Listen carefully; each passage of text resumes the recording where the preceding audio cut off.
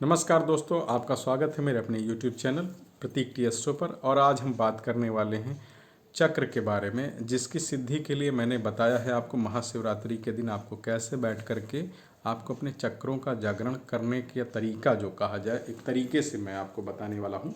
और सबसे पहले हम बात कर लेते हैं चक्रों के बारे में। तो सबसे पहले हम कहेंगे, अगर तो चक्र में अगर मूल कहा जाए या कहा जाए बेस, चूंकि नाम से ही आपको ये ज्ञात हो रहा होगा कि मूलाधार चक्र की बात कर रहे हैं और वो बेस की बात करते हैं।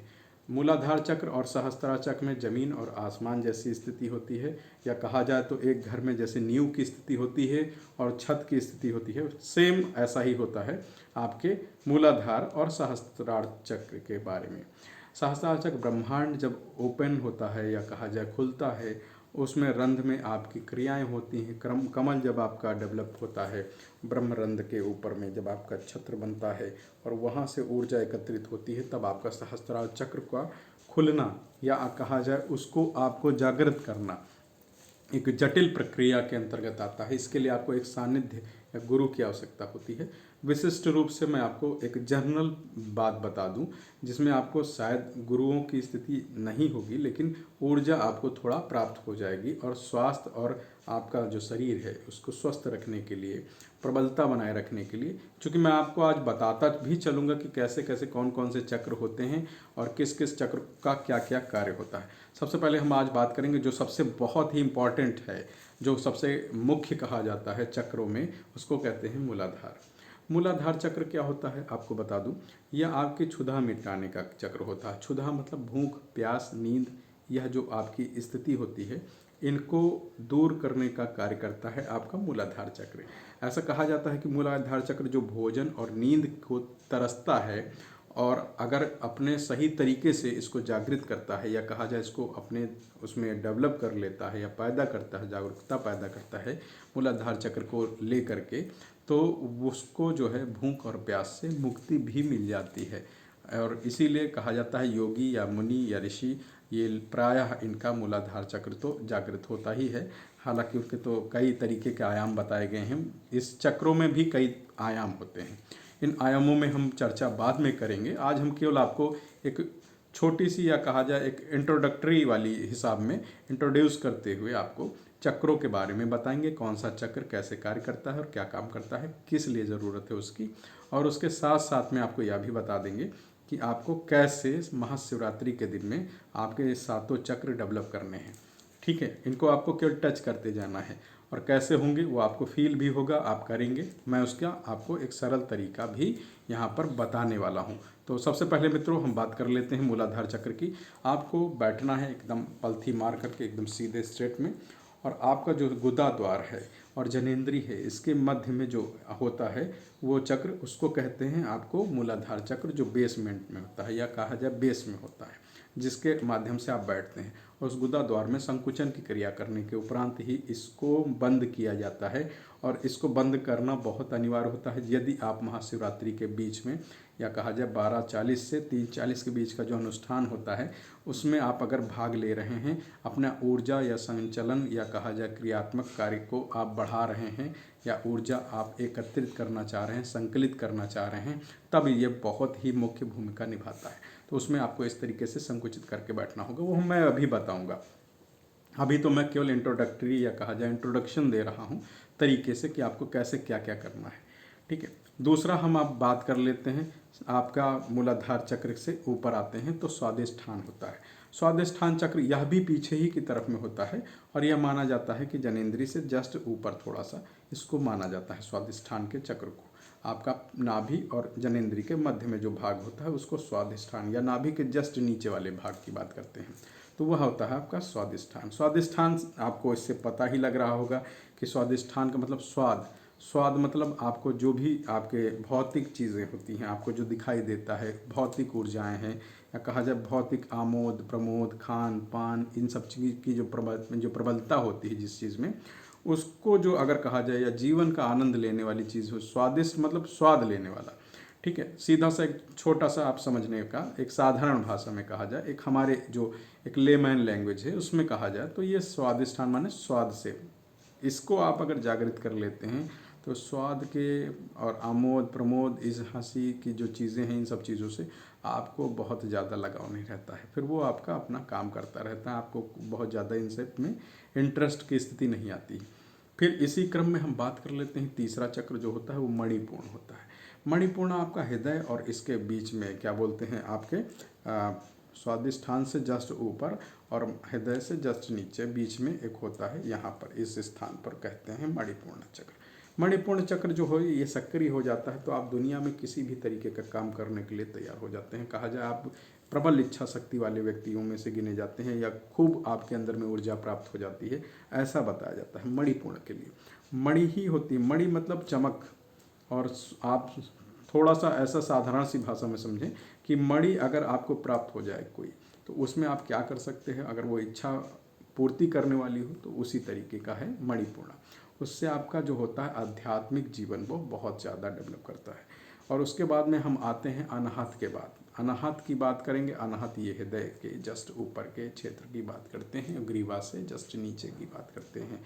तो यह हृदय वाले क्षेत्र की बात है। यहाँ पर अनाहत आपका होता है चक्र, और यह पीछे की ही तरफ सारे जो चक्र हैं होते हैं वो आपके मेरुदंड जो होती है, मेरुदंड उसके और बीच में बॉडी के थोड़ा सा ही गैपिंग उसी के अंतराल में ही चलते हैं। जैसे कि साइंटिफिकली भी कहा जाए तो आपके एड्रिनल ग्लैंड्स होती हैं, एड्रिनल ग्रंथि जो आपकी निकलती है वो मेरुरज्जा के बीच से होते हुए जाती है। यदि उसमें कहीं पर कोई भी दिक्कत आ जाती है तो आपका पूरा शरीर लकवाग्रस्त हो जाता है या समस्याओं में आ जाता है या कहा जाए काम करना बंद कर देता है। ठीक उसी तरीके से उन्हीं के बीच में यह ऊर्जा का प्रवाह तंत्र भी होता है, जो कि वैज्ञानिक विधि में भी माना जाता है और हमारे आध्यात्मिक क्षेत्र में भी इसको पहले से महत्व दिया गया है, वर्षों वर्षों की बात है।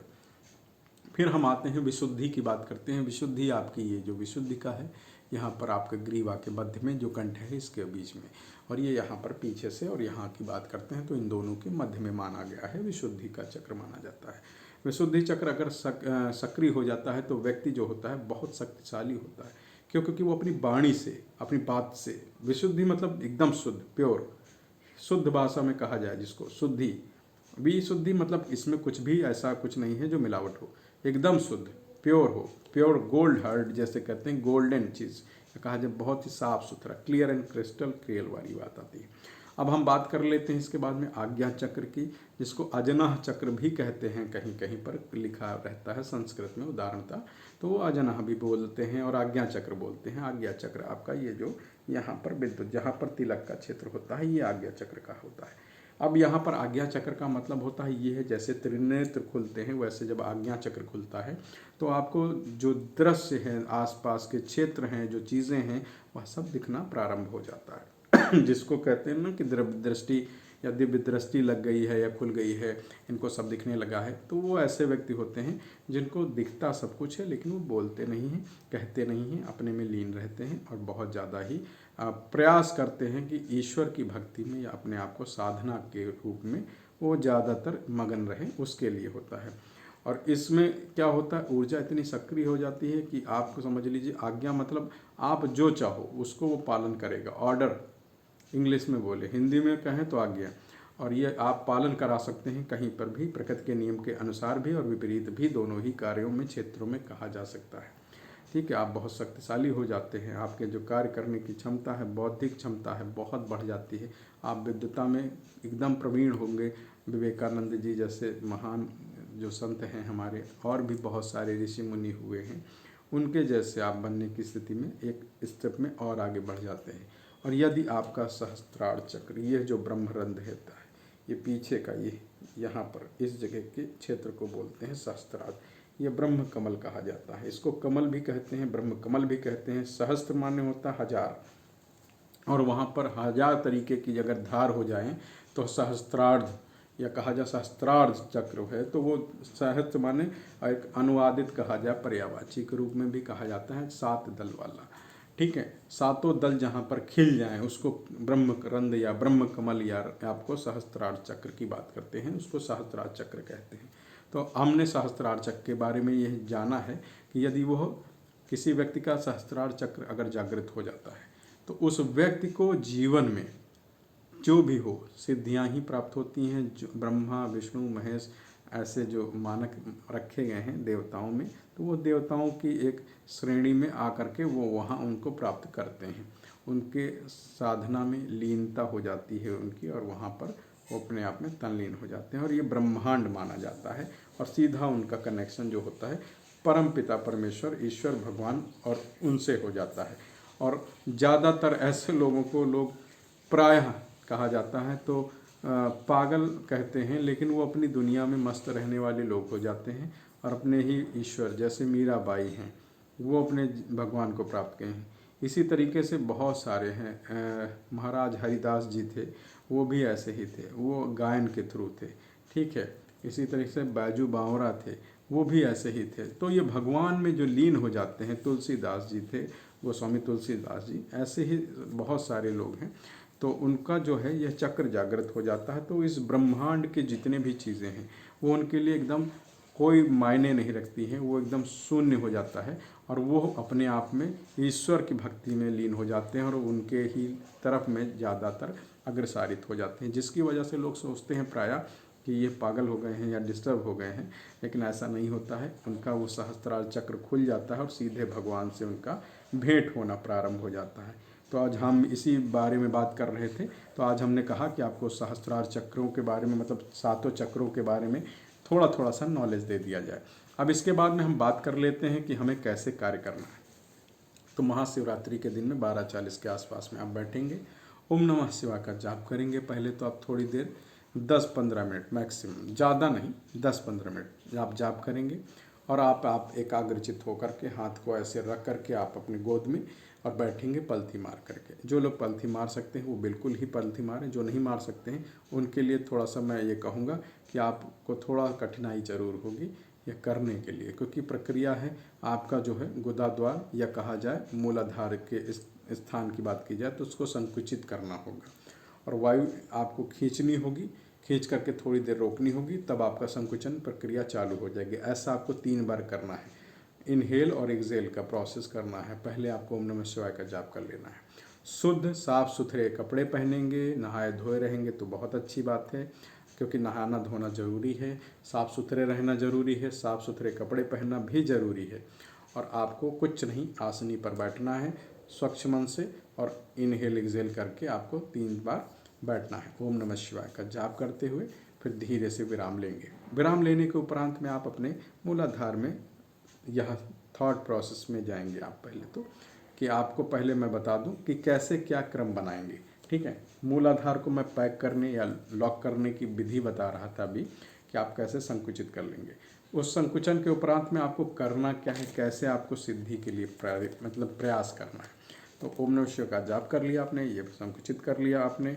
उसके बाद में सबसे पहले आपको क्या करना है कि आप अपने आप को स्थिर रखें, आंखें आप अपनी खुली रखें, और सबसे पहले केंद्रित करें अपनी नाक के इस पॉइंट पर।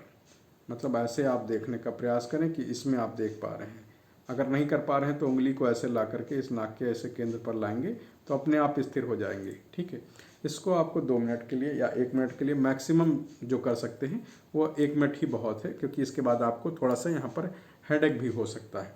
प्रायः जो लोग प्रैक्टिस में नहीं हैं उनको होता है, और नहीं तो आप इसको देखेंगे, नाक के आगे के सिरे को देखना है आपको। इसको करने के लिए इसलिए है क्योंकि आपके जो दृष्टि है उसको बाध्यता रखनी चाहिए, और उसको धीरे धीरे आपको मैं कंजर्वेट करके धीरे धीरे आपके शरीर में कैसे क्या क्या गतिविधियां होंगी उनको मैं बताने का प्रयास कर रहा हूं। तो इसी क्रम में सेकंड हम जो बात करने जा रहे हैं, आपने पहले नासिका के इस अग्रभाग को देखा, फिर आपको ध्यान की स्थिति में जाना है या एकाग्र करने के लिए बता रहा हूँ। फिर आपको आंखें बंद करनी है और आपको जो है यह जो बीच का हिस्सा है, दोनों भौहों के बीच का हिस्सा, इस क्षेत्र में आपको ध्यान लगाना है। और ध्यान लगाते हुए आपको यह बात दिमाग में केवल ओम नमः शिवाय चलना चाहिए और यहाँ पर आपको ध्यान लगाना है। जैसे जैसे आप ध्यान केंद्रित करना प्रारंभ करेंगे वैसे वैसे आपके यहाँ पर चमक सी महसूस होनी शुरू हो जाएगी। पहले तो अंधेरा सब महसूस होगा, फिर धीरे धीरे आपकी आंखों में चमक दिखने लगेगी, ऊपर जैसे लगेगा कि बिजली दौड़ रही है। फिर यहाँ पर आपको थोड़ा सा लाल दिखने लगेगा इस क्षेत्र में, और ये पूरा लाल हो सकता है, आंखों के ऊपर से पूरा लाल दिखाई देने लगेगा आपको इस तरीके से। यहाँ पर अगर आप दृष्टि अपनी रखते हैं स्थिर तो उसके उपरांत में सेकंड वन आपको इसके बाद क्या करना है, उसके बाद में आपको क्या करना है कि आपको धैर्यता रखनी है थोड़ा सा, और इनहेल एक्सहेल धीरे धीरे करते रहना। सांस को आपको धीरे कर देना है। आपको सांस का जो क्रम है उसको लेने का तरीका जैसे